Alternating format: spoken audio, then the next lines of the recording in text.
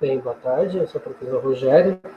É, a partir de hoje nós vamos ter, né, uma nova trilogia que nós vamos trabalhar aqui, né?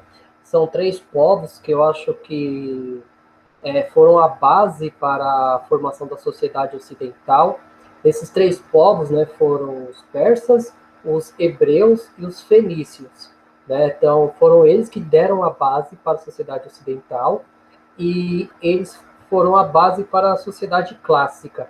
A primeira sociedade que nós vamos estudar, que ela é, pelo meu ponto de vista como historiador, né, eu considero que é uma das sociedades mais emblemáticas da humanidade, e ela é uma das sociedades que ela é mal compreendida, né, no caso que são os persas, né?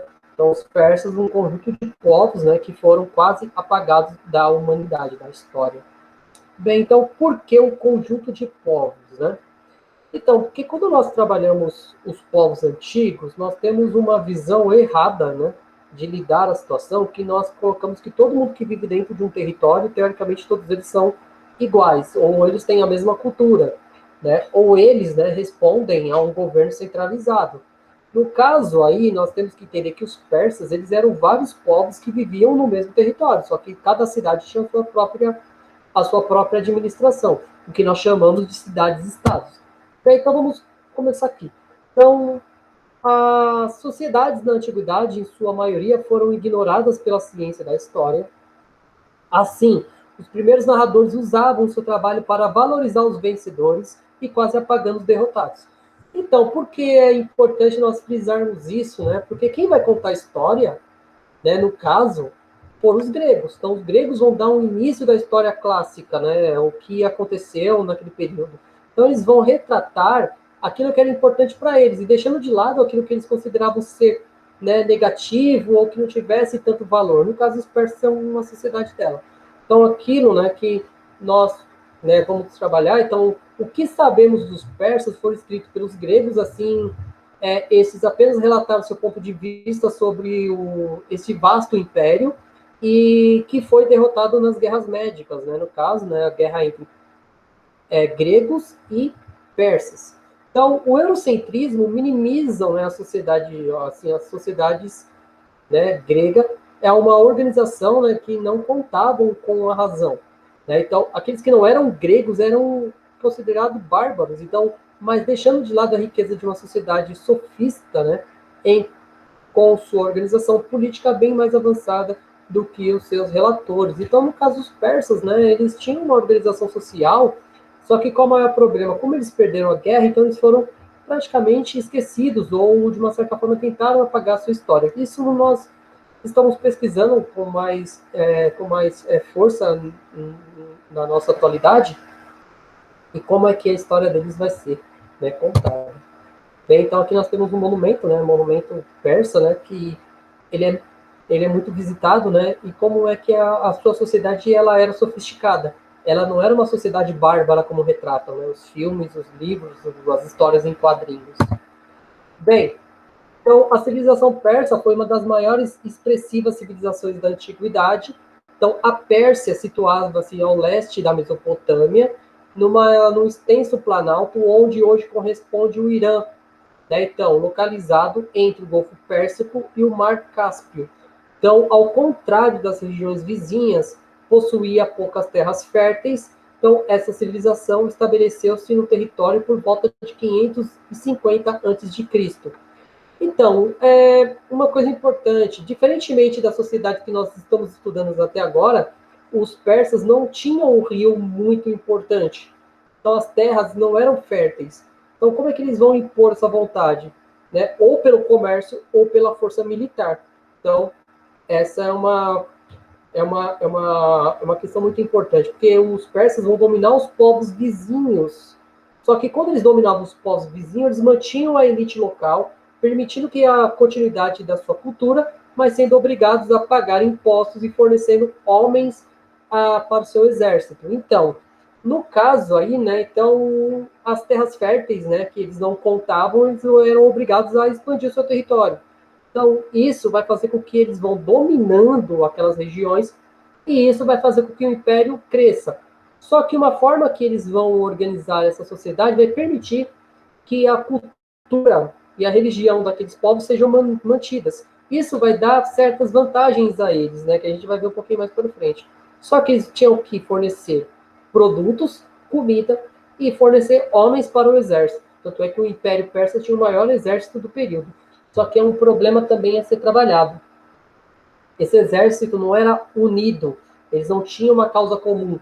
Então isso assim, fragmentava e o dividia, gerando algumas fraquezas em sua concepção. Bem, então aqui nós temos o território que os persas eles ocupavam no seu auge, né? Então desde o Irã, o Mar Mediterrâneo, o Golfo Pérsico, então eles dominaram toda a região ali, né, da região ali onde nós consideramos ali hoje, né, o Oriente Médio. Bem, então o primeiro imperador, o mais importante, o primeiro e o mais importante naquele momento foi o Ciro, né, que era o príncipe da Pérsia, que realizou a dominação do reino da região média, né? Assim, deu início à formação do bem-sucedido reino, que durou cerca de 25 anos. Então, nesse período, este talentoso imperador também conquistou o reino da Lídia, da Fenícia, da Síria, da Palestina e da região grega, né, da Ásia Menor e a Babilônia. Então, o Sírio ele era um ótimo general. Então, ele vai expandir seu território e dominar todas essas regiões. Então, aqui nós temos um retrato de quem seria o Ciro, né? Bem, então, o Ciro e os hebreus. Então, o Ciro primeiro foi contemporâneo dos cativos, né, ao cativeiro dos judeus na Babilônia. Assim, ao libertar os judeus da Babilônia, ele vai permitir o seu regresso à Palestina, possibilitando a reconstrução do Templo de Jerusalém. Então, o Ciro ele entra no Antigo Testamento, da Bíblia, né, como um imperador que ele vai possibilitar essa liberdade, né, dos judeus ali, né, da Babilônia, levando de volta eles para a Terra Prometida, no caso ali de Jerusalém. Então, aqui nós temos um retrato, né, do que seria o templo, né, de Jerusalém, né, o segundo templo, que ele vai ser destruído depois pelos romanos. Aí depois do Ciro, nós temos o Cambises, que foi o sucessor do Ciro, né, continuando a expansão imperial, conquistando o Egito por volta de 525 a.C., mas se frustrando, né, quando estava prestes a atacar os cartaginenses, fato que os fenícios se recusaram a lutar contra seus pares. Né? Então, no caso aí, os fenícios, né, eles eram um povo que era irmão dos cartaginenses. Então, a cidade de Cartago, como a gente já falou, era uma cidade, era uma província, era uma colônia fenícia. Então, quando os fenícios chegaram às portas de Cartago, eles se recusaram a atacar Cartago. Então, isso foi uma frustração a Cambises. Então, construiu uma grande marinha com o apoio dos fenícios, mas não obteve êxito em sua campanha contra Cartago, retornando à Pérsia, onde ele, né, não tem mais relatos sobre ele. Né? Então aqui nós temos uma retratação do que quem seria o Cambises, né? Seria esse cavaleiro aí lutando. Bem, e nós temos o Dario. O Dario ele é um dos imperadores mais importantes da Pérsia, né? Então um dos principais governantes, né? Fundador, né? Então fundado por Ciro, né? O Grande. Então assume o trono em 521 a.C., após derrotar a casta de sacerdotes que assumira depois do Cambises. Então ele dá continuidade aos planos hegemonia universal de Ciro. Então o Dario ele vai expandir, ele tem essa visão de expansão territorial, né, que foi herdada pelo Ciro. Bem, aqui nós temos uma documentação de como era no caso aí o Dario, né, lembrando, né, que eles acreditavam que os imperadores deles eram semideuses. Então tá uma visão como ele com o corpo de um grifo, né, que é metade leão e metade águia, né? Então o Ciro tem essa documentação aí.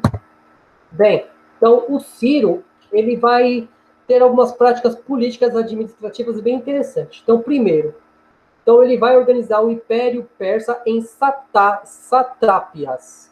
Né? Então, este nome é dado às cidades conquistadas pelos persas, sendo estas governadas pelos sujeitos nomeados pelos reis, ganhava o nome de satrapas, né? Respondendo pela administração local e mantendo o fornecimento de impostos e homens para o governo central. Então, os satrapas nada mais eram do que os governadores, a elite local dominada. Eles vão continuar no poder, só que ele vai ter que garantir, né, esse fornecimento de impostos e homens para o exército. Né? Então, o nome de satrapas é a mesma coisa que nós pensarmos em estados ou províncias. Então, ele vai ter essa organização administrativa. Né? Ele vai dar liberdade para esses, né, para esses povos, só que esses povos vão ter que continuar fornecendo as questões básicas para a sobrevivência do império. Bem, uma forma que ele criou para manter esse império unido foi a construção de estradas. Né? Então, as estradas que ligavam unidades administrativas, a Susa, né? Então, capital do reino, onde reside o soberano. Então, a estrada real era, né, Sardes ou Susa, por exemplo, tem 2.500 quilômetros, né, de extensão, realizava importantes obras de arquedutos, né, arquitetônicas em Susa, então restauram as fortificações, constrói enormes salões e audiência dos palácios residencial. Então, essa rede de estradas garantia a integridade do império, pois os mensageiros se revezavam, né, para levar correspondências onde o rei e toda a cidade conquistadas. Então, essas estradas serviam, né, principalmente pela elaboração do correio, né? É uma forma onde ele vai criar mecanismos para que essas mensagens elas corressem pelo império de uma forma rápida. Isso para conter resistências, né, para conter revoltas. Então aqui nós temos, né, o mapa dessa estrada, né, que ligava, né, a cidade de Susa até as outras regiões, né, no caso, né, Sardes, Lídia, Mileto, né, então ela ligava esse território. Né, então, o Dárico. Então, no caso aí, no numismático Dário, é importante ter sido o primeiro governante a cunhar uma moeda exclusivamente persa, a partir de 520. Ele introduziu uma cunhagem de novos desenhos. Um arqueiro, né, barbudo, né, então pensando sobre a representação do rei e do herói. Né, então ele vai criar uma moeda única dentro daquele império. Então o estilo, né, do ciclo da prata, então o dárico de ouro, então compartilhavam o mesmo desenho, embora o dárico valesse 20 vezes mais. Né, então sofreram com outras revoluções por volta de 510 a 505. Então agora o herói, né, o rei herói, é retratado como uma figura, né, completa de joelhos com o tremor nas costas, então prestes a soltar a flecha. Então o dárico de ouro abaixo, cunhado, né, 505 a 480 a.C., ilustra a mudança desse estilo. Então nós temos aqui, né, as moedas, no caso um dárico, né, que foi criado pelo Dário para, uma certa forma, unificar o território sob a mesma moeda. Então, o Dário, né, Dario I, e os gregos. Então, o governo, né, em seu governo, o Império Persa atingiu sua extensão máxima, chegando à Índia, conquistando a Trácia e a Macedônia. Então, regiões, né, contíguas à Grécia. Então, mas fracassa na tentativa de submeter os gregos à derrota da Batalha de Maratona. Então, né, então os atenienses, né, no caso, mantinham relações comerciais com povos que compunham o Império Persa, no caso, os medos, tanto é que a guerra é chamada de guerras médicas por conta disso, porque os gregos acreditavam que todos os persas eram medos, né, por isso guerras médicas. Então, assim, ao solicitar ajuda contra a cidade, né, da região da Turquia, os atenienses pedem ajuda aos medos. Então, quando eles chegam no conflito, o conflito já tinha terminado. Então, provocando a revolta do Dario, sendo derrotado na Batalha de Maratona, levando à possível morte do rei, né, então, pois após o fato quase não se tem escrito sobre ele. Então, no caso aí, o Dario ele vai chegar ali na região próxima da Turquia e não vai ter mais o conflito. Então, o que ele vai fazer? Como uma forma de vingança, ele vai tentar invadir uma cidade que era aliada dos atenienses, que era a cidade chamada de Maratona. Né? E nesse sentido ele vai sair derrotado dessa cidade de Maratona. Tanto é que quando os gregos derrotam os persas, um mensageiro grego vai correr 40 quilômetros e vai morrer ao chegar na cidade de Atenas. Tanto é que é o nome dado, no caso, a prova de maratona, que é a corrida dos 40 quilômetros. Por isso que vem esse nome. Então, o Dario, depois disso, ele quase não é mais retratado na história. Bem, então, no caso, o filho do Dario, o Xerxes I, retorna com a ambição, né, de expandir o seu território, mas ele é derrotado pela coalizão das polis gregas. Né? Então, os persas desistem de dominar a região do Mar Egeu, mas continuam sua grandeza no Oriente. Então, no caso, as guerras médicas, que nós vamos trabalhar essa guerra quando nós formos falar sobre gregos, né? Então, o Dario, o filho de Dario, Xerxes I, ele vai chegar no auge, né? Mas ele vai ser derrotado. Só que, quando ele é derrotado, acredita-se que o Império Persa ele perdeu sua importância. Na verdade, não. Ele só não tinha mais relações com os povos do Ocidente. Mas eles vão ainda continuar com o seu vasto, né, o seu vasto território ali na região. Então, a queda do Império Persa acontece primeiramente com Alexandre o Grande, né, o Alexandre o Grande, que era o macedônio, que nós vamos trabalhar também sobre ele vai expandir seu território para o Oriente, chegando até a Índia e dominando o Império Persa.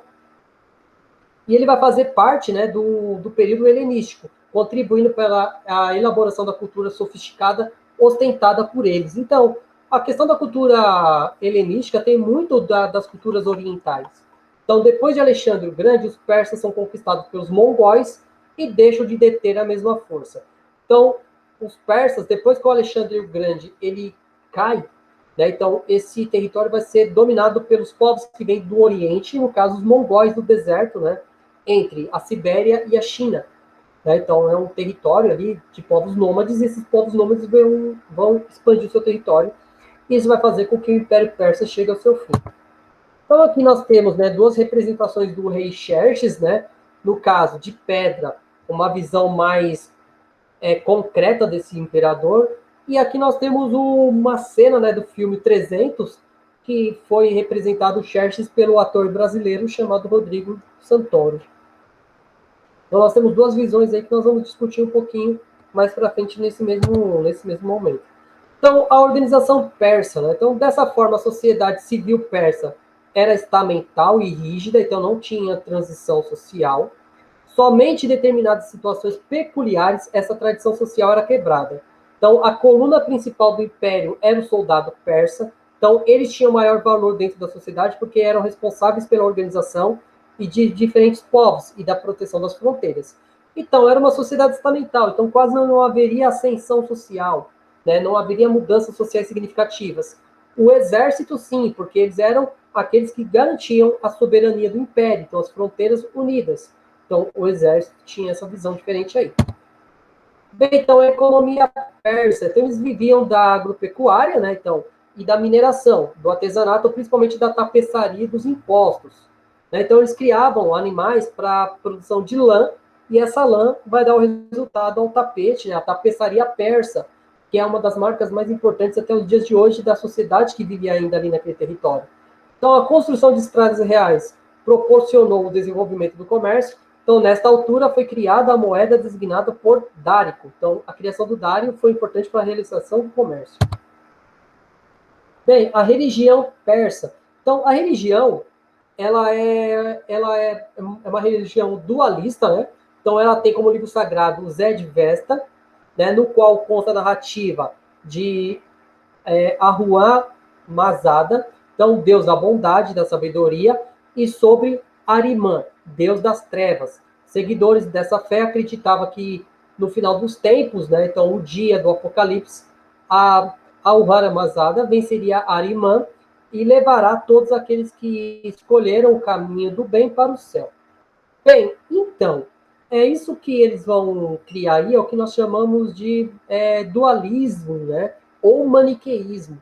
Então, surge uma visão de um Deus do bem e um Deus do mal. Então, existe uma luta entre essas duas divindades. E acredita-se que essa crença religiosa, o zoroarista, que é essa questão do dualismo, né, ela vai ser a base para a crença judaico-cristã. Ainda reverbera no entendimento religioso as principais religiões da atualidade, como o judaísmo, o cristianismo e o islamismo.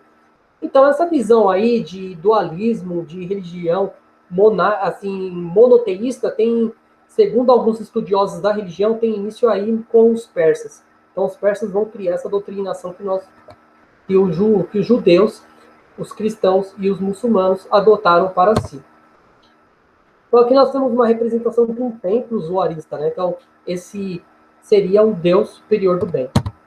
Bem, então, conclusão. Então, o Império Persa foi um conjunto de povos sobre um sistema que pregava a autonomia de seus subordinados, entrando para a história, né, judaica por libertar o seu povo, e muitos historiadores acreditam que ele foi a base para a maior parte das religiões monoteístas. Bem, seus reis tiveram grandes feitos na organização territorial, administrativa e econômica, fato que já engrandecia a sua existência. Então, pouco sabemos dessa sociedade por conta da derrota nas guerras médicas, assim os gregos ignoraram sua relevância para os mais diversos povos que o sucederam. Então, aqui nós temos algumas visões aqui importantes, né, de sempre estar ressaltando. Então, no filme Os 300, nós temos uma imagem aqui dos imortais, que eram guerreiros, né, deformados, guerreiros que tinham, né, a crueldade de uma certa forma ou de outra. Do outro lado, nós temos como esses imortais, eles eram mesmo retratados, né, como homens, né, que defendiam a sua sociedade e a sua organização social. Então é importante a gente sempre olhar a história pelos dois lados, não apenas pelo lado oficial, mas pelo outro lado que, né, nos leva a um entendimento um pouquinho diferente. Bem, então, né, então, quando nós falamos em povo grego, a importância do povo persa, né, junto com a sociedade ocidental, então todas as suas contribuições, é importante nós focarmos isso. Então, por que que os persas foram tão combatidos e esquecidos na sociedade? Né, então, acredito, né, então essa é a primeira parte dos povos, né, da sociedade do Oriente Médio que nós vamos trabalhar. A próxima aula nós vamos falar dos hebreus, né, dos judeus, e depois dos fenícios. Tudo bem? Então, qualquer dúvida, estou à disposição. Até a próxima aula e muito obrigado, né, por nos acompanhar nesse momento tão complicado. Mas, né, vamos dar continuidade. Obrigado e até mais.